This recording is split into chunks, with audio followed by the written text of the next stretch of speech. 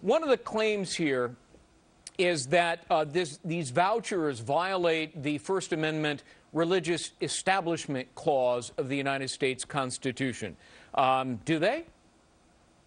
Actually, I don't think that they do. And while initially on their face they seem to, the Supreme Court in recent years has made very clear that you're not guaranteed an establishment argument just because you might be funding a religious enterprise. What you need to show is that it promotes a religion or supports a particular religion, which these cases don't do. And it was very clear in Zellman, and the Supreme Court has stopped taking cert on these cases. They very clearly established in Zellman in 2002 that no, parental private choice is protected and that this does not violate the establishment clause. When you say cert, that means certiorari, that means the Supreme Court taking the case or not. And the issue here has been, just to be clear, that, you know, some of the vouchers go to schools that are religious and therefore you're violating the First Amendment. But you know what, David? There's something else here beyond the First Amendment. Isn't there an equal protection alleged violation here? What do you think?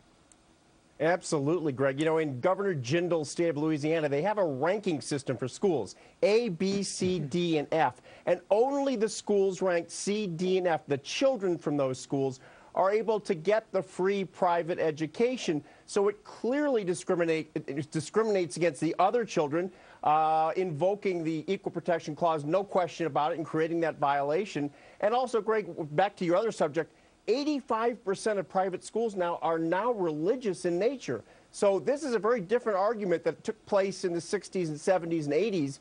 You're going to have a very strong Establishment Clause argument now. And also, Greg, it creates discrimination and it segregates kids into different religious sects because the schools are all of different religions. Rachel, what do you think of that?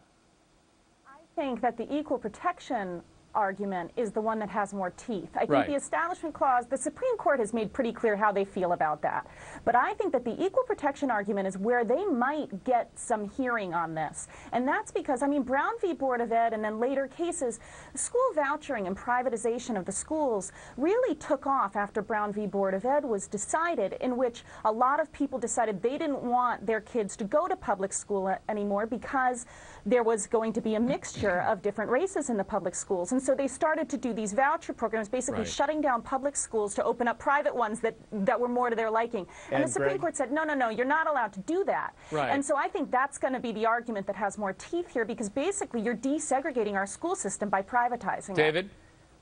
Yeah, one more thing. You know, these parents basically, all taxpayers are going to have to pay for the private education of these children as well as the public education for many more children. So it arguably, Greg, on top of everything else, is an unconstitutional taking under the 5th and 14th Amendment. So that's another issue that could be very big, because I got to tell you, I don't want to have to pay for my next door neighbor's kid.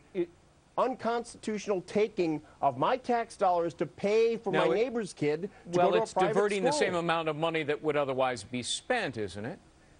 No, because the money that would otherwise be spent is going to the public school system at large. So now you're adding on to that, and you're paying for Johnny next door to go to a Catholic school, and perhaps Mohammed on the other side of your house to go to a madrasa or a Muslim school. So it's a pretty good argument. Brave new world. An unconstitutional taking, isn't it, Rachel? No, I don't necessarily agree with that, because it all boils down to the parental choice, and the money's going to be spent where it gets spent. And so if you want to send your kid to private school, yes, you can do so, but that's a choice that you're making to send them to private school, and you don't necessarily get a free pass to not paying your taxes for the public schools. The concern here is that the public... I think if they made vouchers available to all students, regardless of the grade that the school gets, Greg, then you overcome some of the constitutional objections. How about pouring money into the public schools and vetting teachers better and educating teachers and making teachers pass exams? We could spend hours on that one. David Wool, Rachel Self, good to see you both. Thank you. Thank you, Greg. Have a good one. Well, coming up.